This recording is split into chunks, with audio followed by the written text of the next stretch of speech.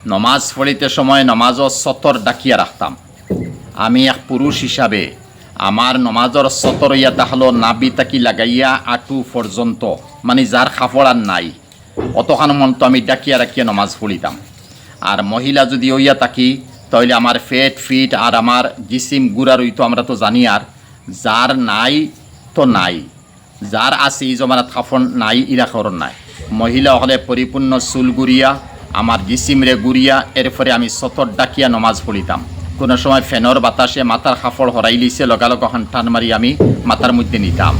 কোনো পুরুষ আমরা যে নমাজ পড়ি হাফ শার্ট ফিন্দিয়া নমাজ পড়ি, গেঞ্জি ফিন্দিয়া, উলামা হলে জাইজ হইতরা ঠিক আছে, কিন্তু আকসর উলামা বিশেষ করে মুফতি শফি সাহেব রহমতুল্লাহ আলাইহি ওয়ালা তারকানু ইলাল্লাযিনা যালামু ফাতামাসসাকুমুন নার, এই আয়াতর তফসির ও মাসলা আন্তরা যে হাফ শার্ট ফিন্দিয়া বা টি শার্ট ফিন্দিয়া গেঞ্জি ফিন্দিয়া নমাজ পড়া মকরু, নমাজ হইব মকরুর সহিত নমাজ হইব।